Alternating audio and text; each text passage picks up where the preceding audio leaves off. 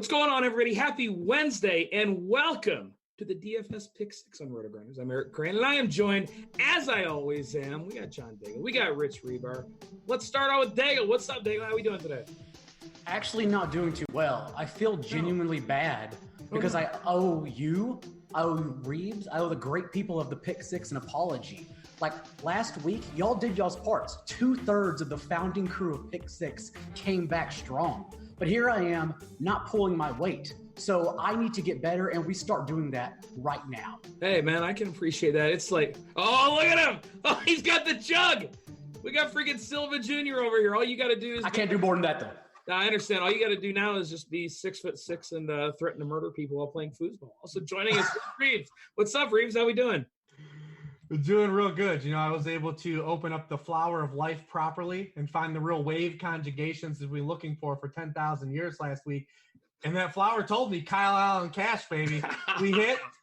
We heard it, man, on Wednesday. I tried to sell you guys on it. You guys laughed me off. And then where are we now? Where are we on the Wednesday afterwards? We're to Danny Dimes in cash now. That's where we're at. Like we've come full circle. Like which rookie quarterback are we going to play in cash games? That's cheap. I understand, but yeah, Kyle Allen, he got it done, man. And like, how bad does Cam Newton look when Kyle Allen just destroys it like that? I can't even begin to explain. And by the way, as we know, the better he does, the longer Cam Newton just stays off the field. If he comes back, I don't think he comes back. What was the name of that injury they said he had? Because that did not sound like a real thing to me. It's Liz Frank injury. Yeah, that's not a real injury. That's just made up. That's that Tim Duncan life, man. You know about that Tim Duncan? Yeah, you're living the Tim Duncan life, hanging out in the Virgin Islands and playing ball whenever you want. And he's an MMA. Did you know Tim Duncan's an MMA fighter now?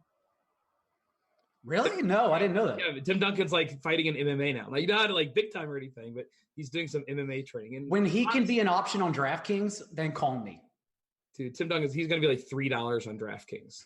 He's good. It's not going to go well if you're rostering, Timmy Buckets there. But anyways, of course, we're going to talk some football on this show, and it's great to have you guys checking us out. Let's go ahead and jump right into this slate. And guys, when I was starting to research this slate, I was looking at the games to talk about, and I could not think of a single reason to want to talk or to pay attention to our first game if it wasn't for fantasy football. But it's Washington at the Giants, a 49-point total. The Giants are 3-point favorites at home.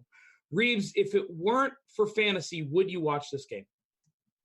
No, not a chance. I mean, but these are the kind of games too that make slates fun for fantasy football because it's got two teams that objectively no one has real rooting interest in. That unless you're a fan of those teams, no one would ever watch this game. But it's got two teams that have just objectively terrible defenses, and fun, cheap guys that are really never expensive outside of really Evan Ingram. So I mean, it's a lot of players that are fun to play. There could be a lot of points in this game. I mean, it could also just be, just a disaster too. Whenever you have one of these games that we circle, it could end up be a game where Case Keenum throws 3 interceptions, or looks like he did on Monday night, or we get the regression bad version of Daniel Jones, if there is even a bad version of Daniel Jones. He might be the greatest. I mean, put him in the Hall of Fame. I mean, my son's a huge Giants fan, and he ran around the house all weekend. He was sad that the rising of Daniel Jones came at the fall of Saquon Barkley, but he was able to get through. I mean, when you look at Daniel Jones too, and we always thought that there was a ceiling range of outcomes for him. He's mobile. We saw him have the 2 rushing touchdowns, add a little Konami factor. But I think what you saw from him is the reasons why they had to make that switch, and why you should be grateful that they made it so early in the season. It's because, one, you get the mobility factor. We saw him have the RPO for a touchdown, but then 2, the willingness to hang in the pocket under pressure and push the ball vertically downfield. It's just something, just Eli, and I'm not going to, we're not going to turn this into a dump on Eli Fest, but that's what his game has been lacking the first, for the last few years. I mean, Daniel Jones was under pressure 47% of his dropbacks last week. It was the 4th highest. On those dropbacks, he completed 12 of 15 passes for 233 yards and 2 touchdowns. He had a perfect quarterback rating under pressure. Through 2 weeks this season, Eli Manning had a 59.2 quarterback rating under pressure. Eli Manning threw 12% of his passes 15 yards or further downfield through 2 weeks. 23% of Daniel Jones passes vertical, 15 yards or further downfield, all those deep shots. you inject life into an offense when you have the mobility and a guy that's willing to just stand down the face of the defense, because pressure was coming all game at him, and he stood there and just took shot after shot downfield and was hitting those shots. So, I mean, he's got another good matchup on deck against the Washington defense that is basically – they gave up 3 passing touchdowns to Mitchell Trubisky last week. So, I mean, Daniel Jones is going to be in play once again in a follow-up performance. So he's going to be a little more popular this week, a little point chasing. But, he's interjecting life now into an offense that we just kind of were ho-hum about. Yeah, and you mentioned like the price tag at 5.3K. FanDuel, he's more expensive. I think 7.2 over there, but 5.3 over in DK. And like Daigle, I look at this guy and I'm like, I feel kind of like really dumb for wanting to play Daniel Jones this week, but here we are. I mean, the team total's nearly 4 touchdowns. He's cheap. It's not like they're going to run it down their throats with Wayne Gallman and Elijah Penny. Like, Daigle, where do you stand with Daniel Jones? Yeah, it's a telling sign and good for the Giants offense. Oh, wait, I got to carry my weight again. 1 second. That's too good. How many props do you have over there today? You're going to find out. So it's a telling sign that the Washington Redskins are actually implied to score 23 points. And that doesn't sound like a lot, but it's the Washington Redskins. 23 points is their Super Bowl. And the Giants always get touted as the team allowing the most points, fantasy points per game, to wide receivers. Washington's number 2 on that list. This game screams shootout, whether Case Keenum plays or not. So you can go back to Evan Ingram. You can go back to Sterling Shepard, who led the Giants in target share with Daniel Jones under center. Like, there's a lot of volume to be had on both sides of the ball. And the fact Saquon Barkley's not playing, I think it's actually good, because we know what Wayne Gallman is. And that's the least sexiest player you want to play in DFS ever. That only heightens the Giants passing game, which then gets them all involved downfield as opposed to just running the ball directly into their offensive line every time. Yeah, you mentioned Wayne Gallman, and from a tournament standpoint, I think it's really interesting. Cash games, look, you're just playing Gallman. If it works out, great. If not, that's okay, because he's going to be 90% owned. But in tournaments, Reeves, I'm looking at a guy right now that's going to be about 40% owned. And, dude, I don't – like, it's Wednesday. I'm not making any snap decisions on Gallman yet, but my gut is telling me to fade him in tournaments. Where do you stand on Gallman, Reeves? Yeah, I think you laid it out. I mean, you swallow the cash chalk and you play him, especially in a DK where he's cheaper and you get the full PPR points. I mean, he is a guy that his rookie season, he caught 34 passes. He has some passing game ability. So, I mean, you get a little bit of a juice there for a floor, whereas in FanDuel, you might not have as strong as a floor if you don't get a touchdown, which we can't really count on. So, I mean, yeah, I think that's the play. You don't have to play him in tournaments. Obviously, I mean, you can play either running back on the Washington side, which is crazy. They both are intriguing options. I mean, Chris Thompson's had double-digit PPR points in all 3 games. He's 4th among running backs in receiving points on the season.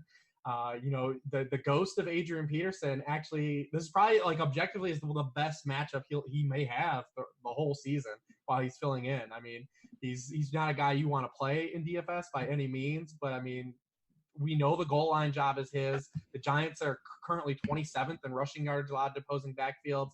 They just allowed 130 rushing yards to the Buccaneers backfield a week ago. So, I mean, I look at the ancillary pieces of this game, and they scream out more fun than me. Because we know Evan Ingram is going to be popular. We know Terry McLaurin's going to be popular. The Giants have allowed the most points to wide receiver 1 so far in the season. We know even Sterling Shepard's going to have some ownership. But you look at these fringe pieces, the Paul Richardsons in the world who has a touchdown in his past 2 games. Even the Case Keenum, if he comes back in his foot thing today, is no big deal. I mean, these fringe pieces of this game are guys that can all hit, and they're just pennies on a dollar, in this game. Yeah, it feels like the Giants side is going to be relatively popular, whereas the Washington side won't be popular at all. Daigle, where are you going on Washington? I think it's a week we can actually feel very confident in Terry McLaurin. He receives that price bump just like what happened in week 2 whenever the Oakland Raiders actually weren't priced up after Monday Night Football. So Terry McLaurin now, as we just talked about with the Giants, the most points allowed, fantasy points per game to wide receivers. Terry McLaurin's salary stayed the same. And in the first 2 weeks, Terry McLaurin smashed by double-digit points his dollar per expectation. And now we get this game, and he leads the Washington Redskins in target share and air yard share. So it's just such an easy both cash game and tournament play. It's just amazing. Reeves, I feel like Daigle is missing one part of the Silva back, though. Because do you know who Silva would be saying to play in Washington, right? Oh, I missed it. Who? Wait, Reeves, come on. You know this, right? On Washington? Yeah. No. He'd be saying Big Vern. Oh, Big Vern. Yeah, he does love Big Vern. How have you guys both missed Big Vern? You guys are breaking my heart. I thought that was the biggest layup of the show. All right, I failed. I got to bring back more props next week. Oh, man. Completely failed. Yeah, I mean, Big Vern's out there. He's out there exercising these past few weeks. So he definitely, he had that 48-yard touchdown in week 1, but outside of that, he's been outside of the top 20 scoring tight ends. But he's out there running over 30 pass routes a game. Yep. No, he's on the OJ Howard exercise plan. Like, congratulations, Vernon Davis. All right, let's move on. Let's talk Kansas City at Detroit. And, we were joking before the show where we said, this is the pick 4 show because we're just going to talk about a Cardinals game. We're going to talk about a Chiefs game every single week. But here we are, Kansas City did a well enough job against Baltimore last week. And obviously I want to start with the Chiefs side because we don't know what's going to happen with these running backs yet. Right now, LaShawn McCoy, Damian Williams, they're both questionable. Damian Williams did not practice today. And if somehow they both were to miss, Darrell Williams, in my opinion, becomes the top play on the whole slate as far as point per dollar goes. But Reeves, what are you looking at with this Chiefs side? Yeah, I think you laid that out nice for Darrell Williams. We saw him be the guy, coming into last week. We had an inkling that McCoy was probably going to go, but we just wanted to see how they were going to use Darwin Thompson and Darrell Williams behind him, and Darwin Thompson was not used. It was all Darrell Williams. I mean, he led the team in snaps. He played 37 snaps. Darwin Thompson played just 5 snaps. He turned those snaps, Darrell Williams did, into 14 touches, 109 yards. I mean, Shady re-aggravated that ankle later in the game. It was Shady who had the 2 touchdowns. So, I mean, you still got, McCoy in the paint there. So, but if McCoy isn't able to go, I mean, yeah, Darrell Williams would elevate. I still think he's interesting even if McCoy plays because he's there. It's going to be basically him and Darrell Williams, kind of splitting time. But I mean, the Chiefs side is just business as usual. I mean, I saw a lot of people floating out, Mahomes is his first NFL game indoors. Like his splits already aren't amazing enough. Yeah, like who cares? He's thrown 3 or more passing touchdowns in 7 straight road games. It's an NFL record. Like, so he's gonna throw 4 to 5, because it's indoors. I mean, just. He's a guy that doesn't need much juice, to more elevation, statistically. But it's just like I said, pump down the line. I think probably the most interesting guy is probably still Sammy Watkins, just based on how the last 2 weeks have gone. We've got 2 weeks now where he didn't score, but we got touchdowns from Demarcus Robinson and Mecole Hardman. He's kind of been that odd man out in terms of fantasy scoring, but he still has had he's had 18 targets. The total in those games, where Hardman and Robinson have combined for 12. So I mean, he's still getting all those. They've combined for 12 and 9 targets in those games. Yeah. He's at 8. Yeah, he's 18-8. So I mean, Darius Slay has been getting killed. He had that great interception against the. Dude, he's so over. And he's hurt. And he's hurt too. Like, we don't even know he's a play. He got hurt in the Philadelphia game. They've allowed really strong games to opposing lead receivers. Keenan Allen got him. Larry Fitzgerald, Aguilar. Those are guys that also move around in the slot a little bit more than Sammy Watkins. But I mean, he's kind of been the guy that's been hasn't had his hand in the cookie jar the past 2 weeks. And we know that that's not something that's going to continue in this Chiefs offense. Eventually, everyone gets some of that pie. Yeah, exactly. It's like the pick 6. We're all going to get there eventually. Daigle, is Sammy Watkins your favorite guy here? Because you can play Robinson, Mecole Hardman, Travis Kelce. Feels like he might just almost be an afterthought. Like, I can't help but think that Kelsey's going to be a little lower owned than he should be with all the tight end value. Daigle, where are you looking at here? I had to take it off mute. My bad. One, I'm out of props, so everyone lower your expectations from the show. Completely. I only had 3 jokes in me. He got up. The people that listen to the podcast, by the way, are going to be very confused with the audio version of this tomorrow. Extremely confused if you don't watch the video. No, I think 2 of them are left wide open. The Lions made a concerted effort to shut down Zach Ertz last week. And I think they did that because they knew without Alshon Jeffrey and Deshaun Jackson, the Eagles had nowhere to go. So it comes down to how you believe they're going to attack the Chiefs. And if they do that again, as they did against Zach Ertz, literally double coverage Travis Kelce every single snap, then that puts Darius Slay on someone. And I'm not worried about Darius Slay, as y'all just said, but let's just assume he's able to take out Demarcus Robinson or one of the outside receivers. Then that leaves 2 wide open because Darius Slay can't keep up with Mecole Hardman. It's just not possible. And Darius Slay, he can move to the slot, but if he does, he just got bullied by Keenan Allen in the slot, and Sammy Watkins has the highest slot rate among the Chiefs receivers. So he'll just get bullied again in the shallows. So 2 guys are going to be left open. And yes, my bet is Sammy Watkins and Mecole Hardman in this game. Yeah, I like them too. But I mean, this is just one of those offenses you need exposure to. Like, don't come in here fading the Chiefs. I really hope that LaShawn McCoy and Damian Williams are both banged up. And Reeves, like you were talking about, like everybody's talking about LaShawn McCoy's big game last week. Darrell Williams, like it seemed like LaShawn McCoy got the higher value plays, but Darrell Williams was right there as far as snaps and touches go. On the Lions side, I mean, Kenny Golladay last week, like Reeves, WTF, because Golladay just broke my heart, man. I had him everywhere. Yeah, same. I had him on both sites in my cash lineup there. 2 for 17. I mean, he did still have 25% of the team targets. He's now at 8 or more targets in every game this season, but that's always a little scary when you have a floor game like that. Especially since he crushed the week before against the team that held DeAndre Hopkins to nothing this week. But the Chiefs have kind of fared pretty well against lead wideouts. Marquise Brown had 2 for 49, left a lot of yards on the field in that game. Lamar did. I mean, Tyrell had 5 for 46. He had the touchdown and some pretty modest yardage the past 2 weeks.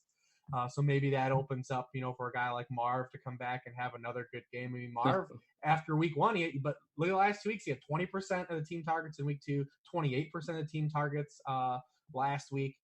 We know he's a guy that gets those big vertical targets too. So, I mean, he's got to be on the board. I mean, listen, when we play the Chiefs, I mean, it's like all hands on deck. We talked about the Cardinals are the tide that raises all ships. I mean, the Chiefs are in a similar situation.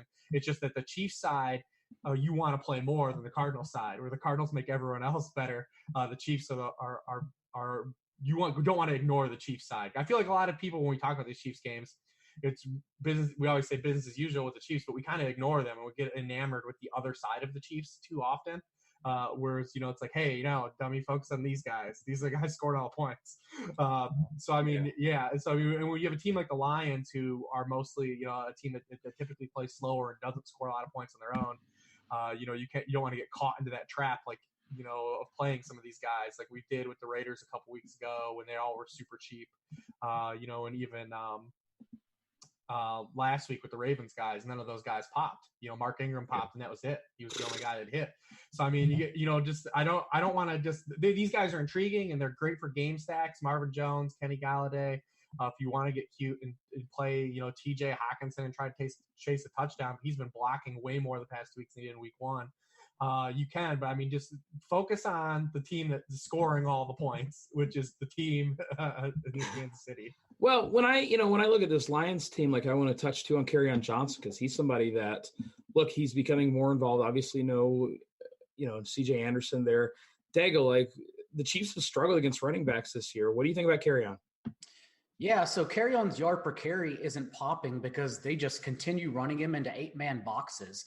But like last week, as we saw, C.J. Anderson's midweek release, we just assumed that Ty Johnson, the explosive rookie, would handle those carries behind Kerryon Johnson. But it wasn't the case. Kerryon Johnson played nearly all of their third down snaps. Kerryon Johnson was used in the passing game and played 80% of their snaps as a whole and had a career-high 20 carries. Like, they're going to use him.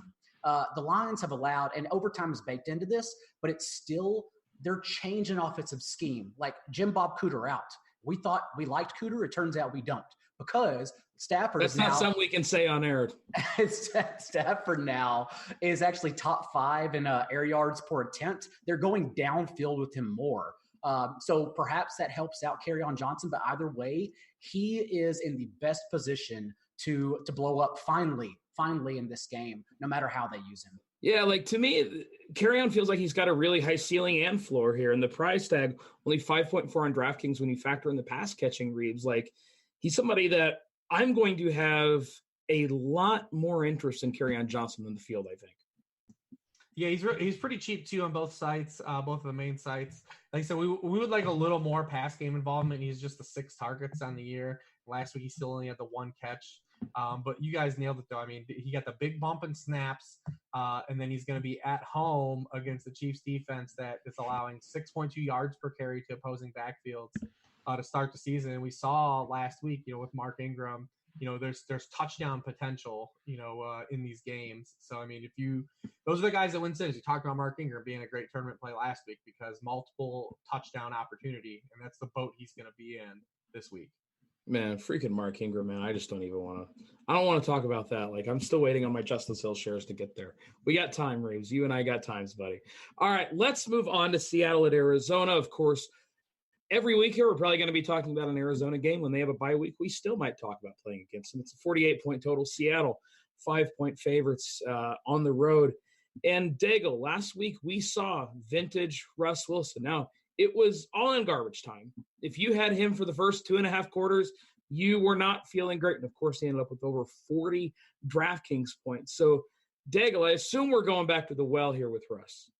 Oh, yeah, absolutely. It's aggravating because you know what's going to happen. They're going to come out in the first quarter and, quote-unquote, establish the run as they always do. No offense. Is that another Silva throwback right there? Actually, I wasn't trying, but that's a good one. That's a really good one, actually. But no, like that's what they do. They are the slowest starting offense in the league on purpose because they continue to just handcuff Russell Wilson until they absolutely need to. And this is an obvious smash spot. The Cardinals allowing the third most opponent plays per game. It's Russell Wilson. It is Tyler Lockett, who the last 2 weeks I believe is number 2 in targets and number 7 in air yards among all receivers. And the most obvious streamer and DFS play, like. And I'll let Reeves talk about it. It's so obvious, but it's Will Dissly.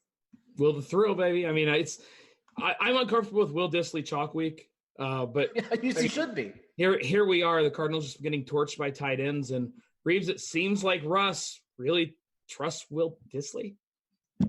Yeah, I mean, last week got kind of skewed because remember they got to run one final play with no time on the clock, and he threw a touchdown to Will Dissly on that play because there's it was all garbage time. This whole team is garbage time. But I mean, it's just hard to ignore what all these tight ends have done to Arizona. Do you remember a few years ago when just teams? It was Arizona was the team. And they had a linebacker. I forget who it was. It was his last name was Washington, I think. Gosh, I can't. His first name's eluding me. But everyone was just like, "Oh, it's only because he's been out." They're so much better when he plays. It was the same dude that got busted for he had a bunch of drug charges 2 years in a row. Yeah, that was me. Sorry. Was it Daryl Washington? Does that sound right? It was Daryl Washington because I used to go to a bar that his brother watched football at. What? That's weird story. Yeah. Yeah, and that's how Daigle got his stash. I understand. Well, look at it. I mean, the week 1, the first career game of TJ Hawkinson allowed 6 catches for 131 yards and a touchdown. TJ Hawkinson hasn't been heard from since the last 2 weeks. He's just gone. Then they allow 8 for 112 and a touchdown, and then 6 for 75 and 2 touchdowns last week. To Mark Andrews and Greg Olsen. Now, is Dissly in the bag of all those guys? Is he as good as those guys in terms of getting vertical targets? Those are all guys that can get downfield and stretch plays. But I mean, it's hard to ignore this. And then you talk about them trading Nick Vannett in the middle of the week, a guy who was running almost nearly he was running as many pass routes per game as Dissly was. So you're getting an elevation in terms of usage. Everything's just lining up for Will Dissly to be the most popular play, and he doesn't cost anything at a position that we don't like to really sink our teeth into anyways. I mean, he's going to be popular, and it's really hard to ignore him. Yeah, and another guy that's going to be – I'm not sure he's going to be popular. Chris Carson, the entire narrative right now is, he can't hold on to the football. His job might be in jeopardy. I kind of don't really believe that his job is in jeopardy. They've spent all offseason talking up Chris Carson. The coaching staff, even though they drafted Rashad Penny early, they very clearly don't like Rashad Penny. Daigle, are you still on Chris Carson here? It's now or never, and the narrative has now become it's an obvious squeaky wheel week. Chris Carson, over 230 touches at Oklahoma State. He fumbled twice, once per season. Wasn't an issue. And now all of a sudden this season, he's averaged a fumble every 13.7 touches. Rashad Penny popped up on the injury report on Wednesday with that lingering hamstring injury that he was ruled out for last week, despite it supposedly not being a big deal. But the coaching staff, his teammates, the front office, it's crazy. They're rallying around him as if he has a a terminal disease, but he's just fumbled. But all of them have come out and said, like, no, like, we support our teammate. Like, this is Chris Carson week. And so I think, especially how down the entire industry and everyone is just from what he's done so far, I think it is a reason to go back. And as we know, as DFS players go running it back after down performances despite touches, like, that's a terrific strategy. Yeah, and the price tag here at 5.7K is not prohibitive at all. So, like, Reeves, are you going to be going back to Mr. Carson? It's tough. I mean, he's definitely the more contrarian, lower-owned guy. That's going to be like the game that take a unique angle on it. There's no doubt about it, and we know there's scoring upside there, and there's potential if they get a lead. Assuming Penny is out, with that hamstring injury, or hamstring injury, he can re-aggravate that during the game. I think the thing that just frustrates me about Chris Carson in this whole situation is that they're just clearly better without running their offense through Chris Carson. And, that's been the case forever, though. They still do it. Yeah, I know. It's frustrating. Chris Carson has 32 carries on runs from guard to guard. He averages 1.1 yard per carry on those touches. He's not doing anything with the type of rushing volume he's getting. Early in the season, they tried to throw him the ball a ton, but he's not the type of running back you flood targets to that enhance your passing game. He's a guy that just gets tertiary dump-offs. CJ Prosise is a guy that can get those types of targets if they decide to use him more like they did at the end of last week. He's getting vertical targets, lining up at wide receiver. That's when you want to throw to your running backs. That's when running back targets are valuable. When Brian Schottenheimer says, I'm going to throw the running backs more, dumping it down 2 yards behind the line of scrimmage to Chris Carson isn't the answer, especially when you have Russell Wilson. And when we see I understand it was all garbage time, but we saw it the week before against the Steelers as well. When they're playing the type of game where they're allowing Russ to play and push the ball vertically, that's when they're at their best because, hey, their best player is Russell Wilson. Their best player is Russell Wilson. So, I mean, it's frustrating. They're the team that just drives me crazy the most. But yeah, I mean, if you want to be unique, it's definitely Chris Carson to run it back. I think that we'll see. Obviously, Russ is going to be popular. We're not going to get him to throw 50 times. We don't need him to throw 50 times against the Cardinals. Like I said, they're a team. They're already 30th in passing yards allowed per game. They're 31st in passing points allowed per game. Russ has been moving around a little bit more now too. He had the 2 rushing touchdowns last week. He ran a little bit in that Steelers game for a few first downs. So we like to see that because last year his scramble rate was the lowest of his career and nearly 3% lower than his career rate. So we like to see him moving around a little bit more too. But yeah, I mean, all those Seattle guys I think are going to be pretty popular except for Carson. So I mean, he's the unique way to get at that offense if you want. Yeah, I mean, the guy that I kind of like is DK Metcalf, and I'm looking at him projected ownership a little less than 10% right now. Now, of course, that can still change between now and Sunday, but he's somebody, big play guy, and we know Arizona, I mean, this is going back years. They have struggled with the deep ball. Without Patrick Peterson, they've got nobody to cover DK Metcalf. I like Metcalf a lot this week. And, we've been talking about the Seattle side, and Daigle, we haven't really even touched on the Arizona side because this is a team that's going to be throwing a ton. Obviously, Kyler Murray, he's not dead yet, so that's a nice thing. But how do you choose between these guys? You got Christian Kirk, Larry Fitzgerald, David Johnson. Like, he seems a little bit too cheap for me. Daigle, where are you going with this Arizona side? Last week, it wasn't too much of an issue because Kirk and Fitzgerald were priced so similarly. But this week, Fitzgerald his salary has risen, especially on DraftKings. I believe he's 500 more now. So if you choose between them, I think the obvious answer is Kirk. At least 12 targets in 2 of 3 games so far. The thing about Kirk, though, especially when you're considering his cash game value, he's almost become Jarvis Landry of Miami, where you're paying for the floor because his ceiling, like, we think he's a better player, but in this offense, his ADOT is so shallow that perhaps he's not. Maybe you just take your 8 to 10 catches and you just call it a day if his salary continues to sink.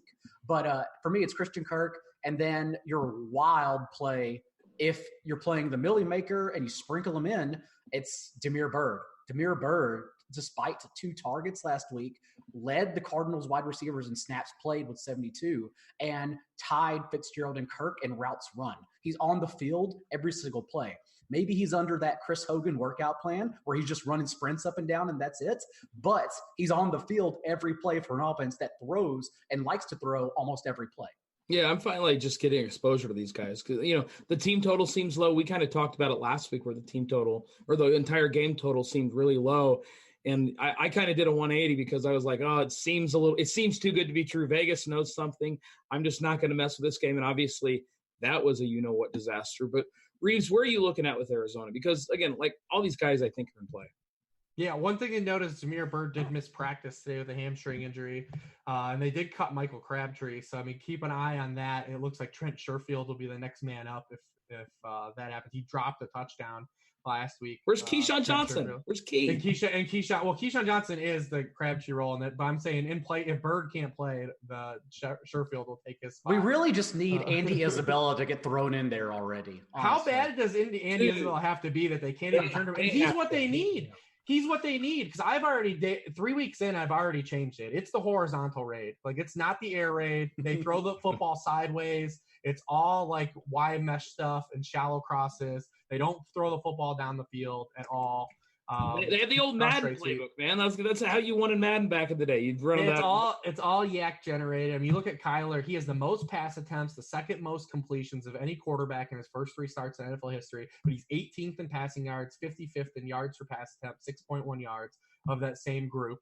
The offensive line has been a problem. The thing with the Cardinals is they've given us spurts every game where there's a reason for us to believe in the upside of this offense, but they've never given us 4 quarters in any of these games to buy in.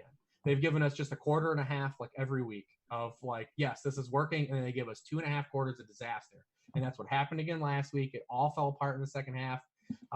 We just need a game where it really all clicks and comes together for this offense that unlocks some of the ceilings of these guys. Because like John said, it's really been playing these guys just based on cost and getting the floor.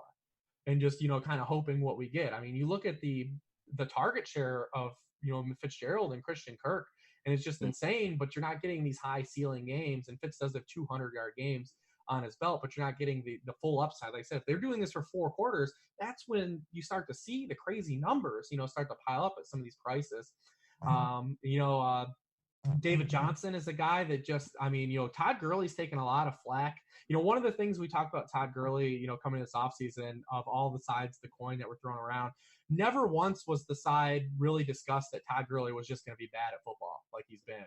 But if you watch David Johnson, he looks worse than Todd Gurley moving around. He's broken 2 tackles on 36 carries running the football. That's it. Like he's moving around as bad as Todd Gurley is. Slow. He looks slow to me when I watch him. And they're not using him in the passing game. Like he's getting passing game targets, but like I said, it's in the horizontal raid. The first week he got a downfield target against the Lions, but everything else has just been these, underneath type targets. We want to see him get used like he was a few years ago. We want that, we want that ceiling. Right now, we're strictly playing guys from the Cardinals because they've been underpriced for their floor. But we haven't got any ceilings from these guys yet. And I don't know how much longer I can keep chasing those ceilings. Yeah, you mentioned David Johnson. I mean, only 1 target in week 2, but in weeks 1 and 3, 7 and 9 targets. Again, not down the field. If you're not playing PPR, you can't play David Johnson. Like if it's a non-PPR league or half-point PPR league, if you're playing on FanDuel, I think you just move on. But I'm just going to still be in a sucker, man. I'm just going to keep doing it because that's how I roll sometimes. All right, let's talk about some of the value running backs. We already talked about Wayne Gallman and Darrell Williams potentially in tournaments if all the injuries happen in KC. Daigle, when we talk about some cheap running backs, is there anybody that really stands out for you as somebody that you say, I have to have this guy?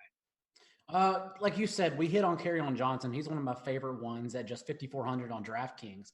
But going cheaper than that, I like Justin Jackson a lot at 3,100. Yes.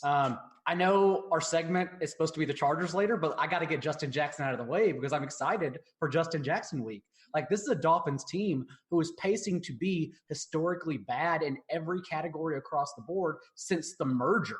Like they are well ahead of every other horrible defense we've seen ever in history, point differential, every category. And now we get Justin Jackson behind Austin Eckler. Melvin Gordon returned from his holdout, but he's not playing this week, so we're not concerned with it.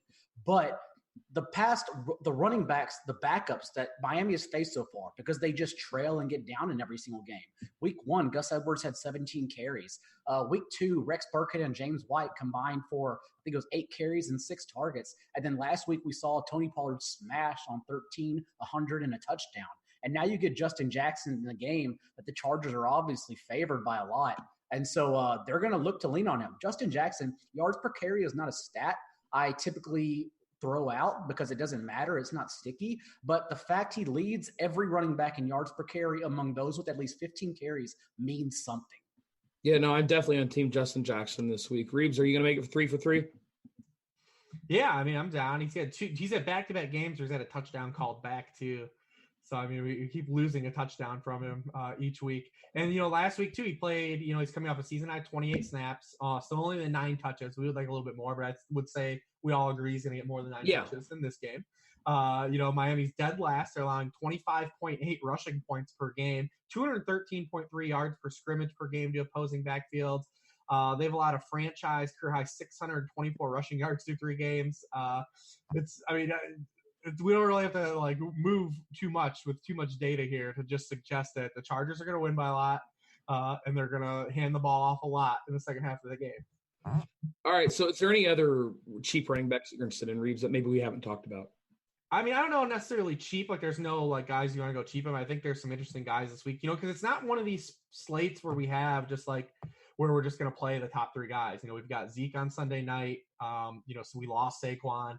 So, I mean, we've got McCaffrey. If you want to pay for McCaffrey, it's not any trouble to get him in. But we don't have where it's let's get 2 of these guys in, team jam them in. Now we've got to delve into that area of running backs we usually gloss over.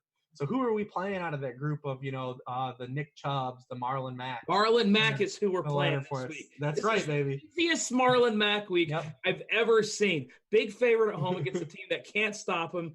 T.Y. Hilton's questionable, so they're not going to be throwing a lot. Reeves, you're shaking your head. Daigle, I mean, this is the easiest Marlon Mack week ever, right? We've talked about it. Marlon Mack, his numbers and targets-wise don't match Nyheim Hines, but he's now run, I believe it's over 40 routes more than Hines. It's coming. And this is the week, I agree with both of y'all. It's probably coming this week. All right, well, we're going to talk about the Chargers now because obviously Austin Eckler, he's really expensive. I don't think he's going to pay off that price tag, even though I'm sure he has a really big floor. Reeves, let's talk about this Chargers game because they're a team that obviously, big-time team total, great matchup. What are you doing with the Chargers today? Yeah, I mean, it's going to be real tough to not keep playing Keenan Allen. We talked about him last week on the show. Keenan Allen's typically a guy that the past few years has been a slow starter, and then he's finished like nuclear, the second half of the season. And this year, he's flipped it. I mean, he leads all wideouts and targets, receptions, yardage through 3 weeks. And then Daigle hit on it last week. One of the biggest allures is, he's averaging now 11.8 depth of target, 11.8 yards per average depth of target. He hasn't had an 8 out over 9.3 yards since his rookie season. So, they're using him as this full-fledged, all-around jack-of-all-trades receiver, not just a guy that gets pumped volume through the slot and intermediate targets. He's getting big gains. He's getting touchdown production. We talked about it last week with the Xavier Howard thing. It's not really – he's a guy either. He's not a guy we really are worried about. And then when he moves in the slot, he's completely lost, where – Keenan Allen runs 40% of his routes. You see him on that route he guarded Amari in the slot where he ran in a circle and wasn't even in the play last week. He's just not a guy we worry about. I think Xavier Howard's a fine player and he's a solid player, but definitely one of the better players the Dolphins have. But when we talk about these cornerback wide receiver matchups, man, we go down the rabbit hole too far on a lot of these guys. And Xavier Howard's definitely one of those guys. We are not worried about Xavier Howard guarding Keenan Allen by any means. And then you look at the passing production they've given up, just the quarterback plays. Phil Riv is priced at a really solid spot. He's third in the league in passing yards through 3 weeks. Miami's allowed the QB1, the QB4, and the QB7 through 3 games. And then if there's going to be any other piece of that trickles down, Mike Williams mispracticed again. It seems to be a thing with this guy every week. But he was all the way over his knee injury. We thought we were beyond that because he played 93% of the team snaps last week. The interesting thing, too, about Mike Williams, he only had 10 fewer air yards than Keenan Allen last week. He now had 10 more targets than he did. So, he's another one of those guys. I think Mike Williams and Will Fuller, he's just in that bucket still where, I'm going to keep nibbling at the apple just because I don't want to be off the boat when it finally docks. Sorry about that, guys. We're back. Did you miss me? Nothing. Reeves just was professional and kept on talking until you came on. See, that's what Reeves is, man. We're both radio professional. I was going to take it from there, honestly. And you guys are just studs. Like, what is going on here? All right, sorry. Go ahead, Daigle. I don't even know where y'all are at. So basically, Reeves talked about everyone. He took my Mike Williams points because you were already gone. So just summary for you and everyone else. Mike Williams was injured, and then last week he came back and he played 93% of snaps, number 8 in air yards among all wide receivers. And like Reeves said, 5 fewer air yards than Keenan Allen. And that's the play that everyone's still down on because he didn't have the production last week. He's going to have production this week. And if he doesn't, you're still buying in, at the very least, to downfield shots. It's just betting on obvious high-end opportunity. All right. Well, let's move on to our last topic. Let's talk some quarterbacks because we already talked about Daniel Jones. And I think if you're saving money this week, it is to play Daniel Jones. Like, he's just too cheap over on DraftKings. FanDuel is a different story. Reeves, who are some of your favorite quarterbacks? Like, are you trying to spend up for Mahomes this week? What are you doing at quarterback? Yeah, I think we laid it out. I mean, we laid it out with two of the guys we're looking at, Phil, Riv, and Russ, definitely at their price points. We got to eventually, too, like, I know, like no one likes to play Matt Ryan. Like, no one likes clicking Matt Ryan's name. But the dude has just been, like phenomenal chalk, especially on DK. He's the QB12 on DK. He's priced up as the QB5 on FanDuel. But on DK is where we want to play him because Matt Ryan's thrown for 300 yards now in 4 straight games going back to last year. He has 20 or more DK points in 7 straight games dating back to last year. It's the longest streak in the league. And he's 5,900 on DK. He keeps, but he's just like a guy that like produces for fantasy, but it's always in like kind of a weird fashion. Like last week, he threw like that one awful interception. Dude, he's thrown an awful interception in like 2 or 3 weeks this year. Like it's just, but he keeps hitting for fantasy because they can't really run the football, and he just stacks yardage and touchdowns. And Julio is on a career's worth tear of touchdown regression right now. Like he's just melting touchdowns. He's skying over dudes for touchdowns. He's catching touchdowns he shouldn't catch at this point. But Matt Ryan has been really ripping, especially on DK. He's underpriced. And then the last guy I'll just hit on that's priced in that range with Wilson and Rivers, if you want to pivot off, is Jared Goff. At home, he's been a top 12 fantasy option in 8 of his past 9 games at home, including a QB8 week in week 2 against the Saints. Now, he did have a QB sneak for a touchdown that game. The Bucks, I think teams are starting to figure out the Bucks 3 weeks in that they are a pass funnel. And we didn't really see that coming in, but I had a tweet about it today about Todd Bowles. You look at Todd Bowles' history and his scheme. It's been really good against the run historically. He had a couple of like Jets teams where like game script was just so bad that they couldn't stop the run the final couple of years where he was the Jets. But they've now faced Christian McCaffrey, a half of Saquon Barkley, and a half of Wayne Gallman, and the 49ers running game that's run on everyone since. Yeah. And they're allowing, they've allowed 160 rushing yards to those backfields through 3 games. But now the Giants just said, screw it, we're going to throw every play. And part of that was game script induced, but they, we're starting to see the passing yards. They don't have the cornerbacks to stack up and play a game like the Eagles don't. The Eagles want to devote all this effort into stopping the run, and the Bucs are doing the same, but they don't have the secondary to line up and play man coverage like Vernon Davis, Carl Davis. Like these dudes are not corners that are going to line up. They're giving up bombs to Darius Slayton, Sterling Shepard's the world. Now they face a Rams team that's going to live in 11 personnel with Cooper Kupp, Robert Woods, and Brandon Cooks. So I think that Goff is in a really good spot this week, and that game's going to be high tempo. Yeah, it's funny because you mentioned Jared Goff, and my goodness, he was not even close on my radar. But here we are looking at it, and Goff at home against a team that's a pass funnel at maybe 2% ownership. You pair him up with, I don't know who you pair him up with. He has 3 great options there, but I think it's really interesting. Daigle, who are some of the other quarterbacks you're looking at? Well, since we are all forward thinkers here at RotoGrinders and Roto World and Sharp Football, let's try and set the people up for success, as Reeves did last week, by hinting and nudging at Kyle Allen week in cash.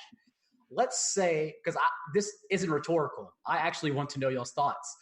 Let's say Case Keenum, foot injury, and a boot right now is ruled out, and you have Dwayne Haskins against the Giants defense sitting there at below minimum on the road in a divisional game with a great matchup, though. Like, is that – I'm genuinely asking this as well. Is that a cash game play? Yeah, why not, man? Yeah, I mean, he's in a spot where you have a team that has one of the worst pass rushes in the league. Yeah. And I mean, the interesting thing is that I'm curious for season long how it'll play out. And I don't know if you guys have talked about it on the podcast with Josh and the guys, but how good Case Keenum's been for Terry McLaurin. And I know a lot of people are going to draw on the shower narrative of Dwayne Haskins with Terry McLaurin. We saw how that went with James Washington. But Case Keenum is one of those guys that like legitimately is like really good in an ugly game, and we saw it on Monday night. He can if Dwayne Haskins has 5 turnovers against the Bears, is he going to have a 5 turnover game and still throw over 300 yards? Like probably not. So I asked that because I was actually going to load up Case Keenum in cash at his price below minimum. Yeah, I don't mind it. Yeah, and so Dwayne Haskins, I think I go back to Eric. Your thoughts? I'm the host now. Dude, I don't want to play Dwayne Haskins. Like, I don't want to put my real money onto Dwayne Haskins. That just sounds terrible. Like, you host. I knew you wanted a better answer than that, but come on, Dwayne. I think the legit risk you run with Keenum, and it's if you're streaming him as well, because it's an objectively good matchup, and it's a game that we already talked about. We want to circle for it to have some upside. Is you just have to like understand that there is probably a foot in the door of him getting pulled at any given moment. Yeah, it's like Jameis Winston last year. If Keenum's healthy this week, like I don't go back to him. But before the actual boot news, I was like, when I started the research on Monday, I was like, oh, Keenum against the Giants, that's easy, like done and done. But now the whole injury thing, if he sits for Dwayne Haskins, that's where I was thinking. Okay, I guess – go ahead, sorry. No, I was just saying, I know the chat has already looked at it as well. So I just wanted to get everyone's thoughts on it before I put all my investment into Dwayne Haskins. I guess my argument against is that Daniel Jones is only $600 more over on – That's a good point. That's pretty much all you need to hear. Yeah, and I just – like I get it, like, but I can't imagine that $600 is going to be worth it for me to go from Danny Dimes to Dwayne Haskins. I love, by the way – that we're all of a sudden I'm just sitting here. Yeah, Daniel Jones in cash, big deal, no problem. Like after one good game, I mean, it feels like I don't know, Reeves. Maybe we are overreacting a little bit to Danny Dimes. I mean, maybe for the ceiling, like expecting 36 points is probably lofty again. But I mean, the fact that they lost Saquon is a feather in the cap of they've got to lean on this guy. They're not going to turn over and lean on Wayne Gallman. Like it's just not going to happen. Like it's going to be a situation where Daniel Jones is going to be thrust into doing what he did in the second half of that game without Saquon. Maybe they have a little more balance, and maybe he doesn't have a perfect quarterback rating against pressure like he did last week. But hey, like you don't have to add. We don't have to get 36 out of him. All right. Well, guys, that's going to do it for us, but I cannot possibly end by talking about Dwayne Haskins versus Daniel Jones. So, Daigle, tell the people where they can find you. Roto World Football Podcast on iTunes, as well as Sunday Morning Show, noon Eastern, where I'm actually a TV professional on NBC Sports and YouTube and Twitch, and I don't wear checkered patterns that look terrible on video like I did tonight. That's rough, man. Like I can see it right now. Like I'm tripping out just watching this. I'm the one on TV among us three, and yet I'm the idiot of all us three. Yeah, that's we call that a humble brag in the business. We call it a donkey is what we call it. Reeves, where can the people find you? Yeah, you find me on Twitter. I'm at Sharp Football doing all the work throughout the week. The worksheet's up already. You can go check that out. I update that as news progresses throughout the week. And then still, if you want to use that promo for you guys at RotoGrinders at Sharp Football, Sharp25 will net you 25% off anything you want to sign up for. We absolutely smoked last week. We were perfect on the bet, all betting sides. We clean swept, not one miss. And then we were 9-2 on player props given out. So definitely, if you want to get on board for that stuff, even if you don't want my fantasy stuff and you get enough of me here, you still can if you want. But if you want to delve in and check out some of the betting stuff that's offered, even for a week, a month, or whatever, use that Sharp25 promo and get yourself 25% off a sub. All right. Well, I appreciate you guys joining me, man. And I feel bad because last week I did not give the shout out and the sign off to Kobe Fleener. Kobe, my apologies. We still love you here on the Pick Six, but we got to get off here. We got to make way for the Pro Football Focus show coming up with Britt Devine and Daniel Kelly. I'm Eric Crain. He's John Daigle. He's Rich Hribar. Thanks for joining us, everybody. We'll catch y'all later. Peace.